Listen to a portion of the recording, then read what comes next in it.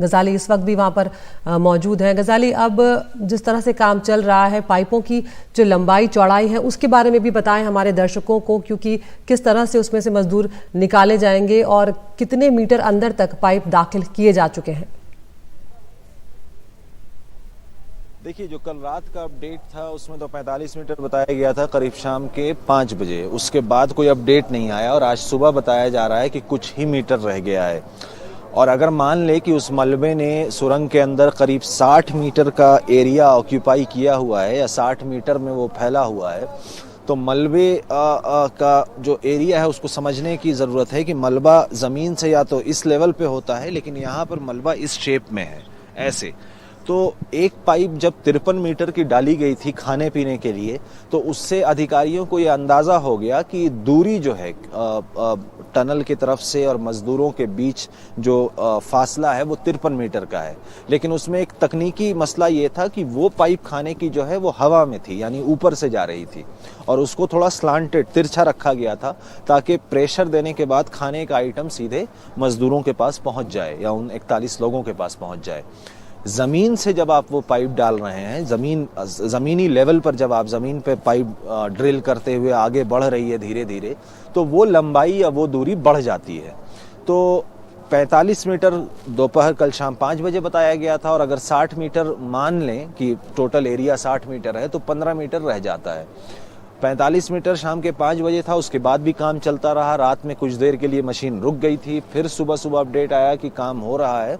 और फिलहाल हम लोगों को टनल के गेट पे अक्सर बिल्कुल इसके सुरंग के मुंह पर जो है वहीं पास में ही वेल्डिंग होती रहती है पाइपों की, वो सुबह से दिख नहीं रही है। इसका मतलब कि वेल्डिंग की जो पाइप की जो ज़रूरत थी या तो वो पूरी हो चुकी है और पाइप वो अब धीरे धीरे आगे बढ़ाया जा रहा है।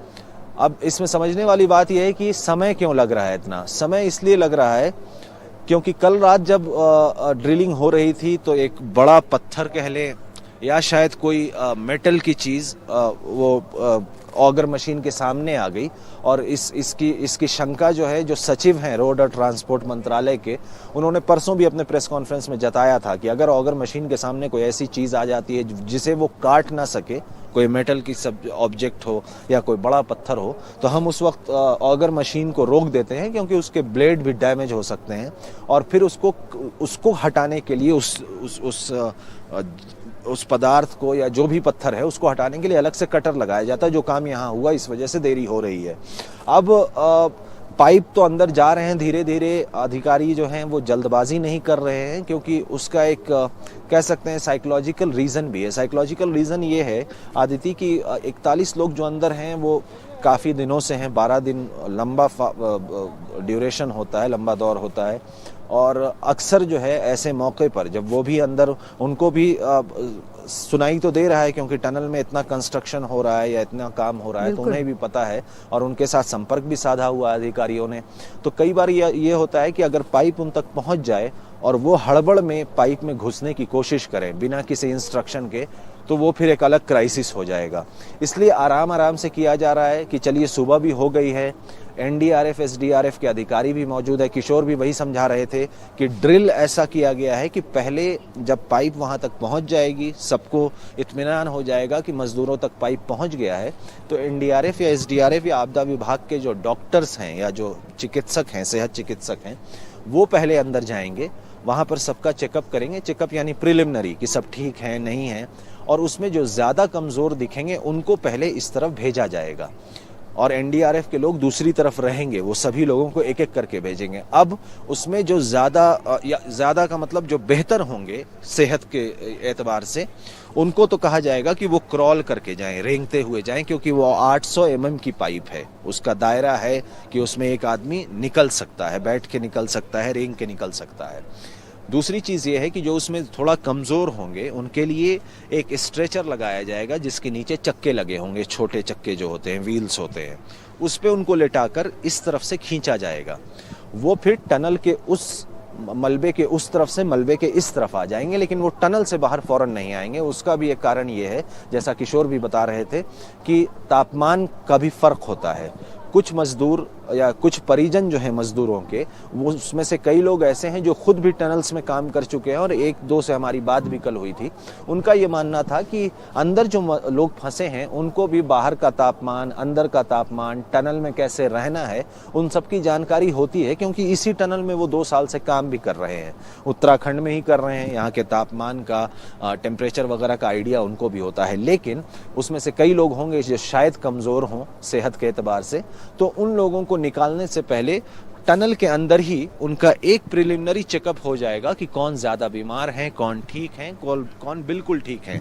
क्योंकि पिछले दो दिन से तो कह सकते हैं कि खाना भी, प्रॉपर खाना जो खाया जाता है वो भी उनको भेजा जा रहा है, तो उससे भी लोगों के अंदर एक इत्मीनान होता है कि एक सुकून मिलता है कि अब निकलने वाले हैं, साइकोलॉजिकली आप थोड़ा स्ट्रांग हो जाते हैं। उसके बाद यहाँ से निकाल के पहले टनल से बाहर आएंगे, टनल से बाहर आके फिर एक अस्पताल जाएंगे, अस्पताल से अगर उनको किसी दूसरे हॉस्पिटल ले जाना पड़ा तो इन तीनों जगहों पर जो है तापमान अलग अलग होगा। तो इस वजह से भी बहुत कॉशियसली या बहुत फूक फूक कर कदम रखा जा रहा है कि ऐसा ना हो कि खुदा ना खास्ता कि हम अंदर गए, सबों को ले आए और उसमें कोई गड़बड़ी हो जाए, और खुदा ना खास्ता ऐसा ना हो। तो उस वजह से वो चाह रहे हैं कि बिल्कुल इत्मीनान से सभी लोगों को सकुशल बाहर निकालने से पहले उनका चेकअप भी किया जाए, हड़बड़ भी ना हो। क्योंकि आप ये भी समझें कि जो पाइप है वो वेल्डिंग करके पाइप जोड़ के भेजा गया है, तो उसके जो कोने हैं वो नुकीले होंगे, वो नए नए बने हैं, तो उन चीज़ों का भी ध्यान रखा जाएगा कि पाइप के अंदर आने जाने में किसी को कोई खरोच ना लग जाए, किसी को कोई इंजरी ना हो जाए।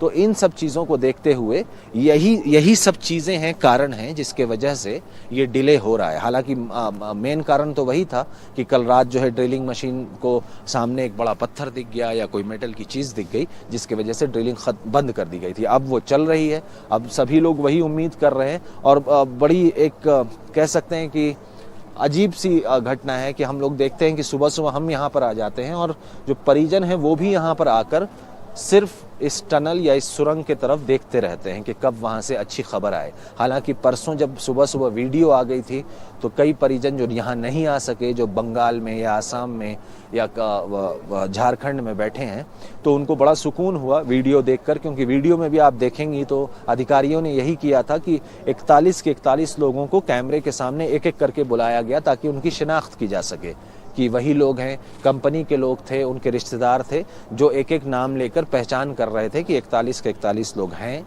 जिंदा हैं, सकुशल हैं, ठीक हैं। तो वो मरहला, वो स्टेज तो हो गया ख़त्म। अब बस इंतज़ार की घड़ी है, यही लास्ट बॉटलनेक है कि एक बार पाइप वहाँ तक पहुँच जाए तो कम से कम ये कन्फर्मेशन हो जाएगा कि अब उनके उस मलबे के उस तरफ से इस तरफ आने का दौर शुरू हो गया है। टनल से वो कब बाहर आएंगे उसमें भी फ़िलहाल समय लग सकता है। बिल्कुल गजाली, और जिस तरह से आपने बताया कि परिजनों की मना स्थिति हो, चाहे वो मजदूरों की मना स्थिति हो जो अपने परिजनों से दूर हैं, उसका अंदाज़ा लगाना बहुत मुश्किल है। क्योंकि 12 दिनों तक जिस स्थिति में वो रहे हैं, शारीरिक रूप से भी कमज़ोर हुए, उसका असर मानसिक सेहत पर सीधे तौर पर पड़ता है। सूरज की रोशनी नहीं मिली है, ऑक्सीजन नहीं मिली है। गजाली, जब हम ये सारी बातें करते हैं तो सवाल मन में आता ही है, और बहुत स्वाभाविक है कि जब इतने संसाधन लगाए जा रहे हैं, इतनी जिंदगियाँ जो हैं जो खतरे में आ गई हैं, अगर शायद सावधानी शुरुआत में बढ़ती गई होती तो ये नौबत ही ना आती जब आपको इतनी कवायद जो है ये करनी पड़ रही है। और यही बात जो कुछ मजदूर बाहर निकल कर आए उन्होंने भी कही। जी बिल्कुल, आप एक बात और देखें, बड़ी हैरानी की बात है कि किशोर ये जानकारी हम लोगों से साझा कर रहे थे कि ये टनल शायद 2018 से बनना शुरू हुआ था, और टनल जब भी बनता है तो दोनों एंड से बनता है। ये सिलक्यारा हम कह रहे हैं, ये सिलक्यारा टनल का ये ओपनिंग है और दूसरी तरफ बरकोट है, बरकोट की तरफ दूसरी ओपनिंग है। और 2018 से जो टनल बनना शुरू हुआ और जहाँ से ये कोलैप्स किया है, जहाँ से इसका ऊपरी भाग टूट कर मलबा गिरा है, वो यहाँ से बिल्कुल सिर्फ 200 मीटर पर है। तो ऐसा कैसे हो सकता है कि जो सुरंग 2018 में बनी हो उसका शुरुआती हिस्सा ही 4 साल में गिर जाए या 4-5 साल में गिर जाए? ये पहली चीज़ है जो ध्यान रखने वाली है। दूसरी चीज़, मजदूरों से ये भी पता चला कि ये पहली बार मलबा नहीं गिरा है, पहले भी ऐसी घटनाएं हुई हैं। हालांकि कोई इसमें फंस नहीं सका या कोई फंसा नहीं, लेकिन मलबा गिरने की जानकारी पहले भी या घटना पहले भी हुई थी। और शायद जो लोग यहाँ पर इमारत ये टनल बना रहे हैं उनकी ये सोच सोच थी या जो कंपनी है उसकी ये सोच थी शायद कि आगे आगे आप बनाते जाएं, इसको बाद में ठीक करेंगे। तो ये एक बहुत बड़ी लापरवाही मानी जा सकती है कि जब आपको पता है कि 100 और कितने मजदूरों को डेली अंदर आना जाना करना है और एक चीज़ आपके नज़र में है कि ये गड़बड़ है या ये गलती हुई है या इसको सुधारना, तो उसको प्राथमिकता पे सुधारना चाहिए था, तो शायद ये घटना होती ही नहीं। दूसरी चीज़ कि अक्सर सुरंग में क्या होता है कि एक वाटर पाइप बनाया जाता है कि बार बार मजदूरों को सुरंग से बाहर आके पानी ना पीना पड़े, पानी की सप्लाई रहती है। और वही इस घटना में या इस दुर्घटना में सबसे बड़ी लाइफलाइन वही बनी। जब लोगों को पानी या उनसे बातचीत करनी थी तो उसी वाटर पाइप से आवाज़ दी जाती थी और वो कान लगाकर सुनते थे। दूसरी चीज़ के एक एस्केप टनल भी होता है बगल में टनल के साथ ही कि अगर कोई ऐसी चीज़ हो जाए तो आप उससे निकल जाए। इस प्रोजेक्ट में वो एस्केप टनल भी नहीं दिखा। अब देखना ये होगा कि इस पूरे मामले में जांच की बात तो हेडलाइंस में हर बार आ जाती है, ऐसी कोई दुर्घटना होती है। और किशोर जो हमारे सहयोगी हैं उत्तराखंड से, उनसे हमने जानने की भी कोशिश की थी कि इतने दिन से आप आपदा और प्राकृतिक आपदा हो या मैन मेड डिजास्टर हो या हम लोगों के द्वारा किया गया हो, उसमें होता क्या है आखिर में। हम विक्टिम्स या जो यहाँ तो खैर 41 लोग हैं, या इसके अलावा किसी भी आपदा में जो विक्टिम होते हैं उनके नाम, घटना के बारे डिटेल्स तो हमें पता चल जाती है और याद रह जाती है, लेकिन जो उसमें आरोपी हैं उनके नाम, उनके चेहरे, उनके साथ क्या हुआ, इसे हम ना याद करते हैं। और याद क्यों नहीं करते हैं कि शायद कोई बहुत स्ट्रिक्ट एक्शन नहीं लिया जाता है, इंक्वायरी पे इंक्वायरी चलती रहती है। अब इसमें भी ये देखना होगा, हालांकि NHAI की तरफ से एक कल शायद बयान भी जारी हुआ है कि जितने टनल्स बन रहे हैं उनकी ऑडिटिंग की जाएगी, सेफ्टी ऑडिट भी किया जाएगा। लेकिन ये शायद अगर पहले हो जाता तो सिलक्यारा टनल की तरह दुर्घटना शायद ना होती। बिल्कुल, और उम्मीद भी यही करते हैं गजाली कि कम से कम आगे इस घटना से इतना बड़ा सबक लिया जाए कि आगे कभी ऐसी गलतियां, ऐसी लापरवाहियों को दोहराया ना जाए। बहुत बहुत शुक्रिया गजाली, आपके पास हम आते रहेंगे।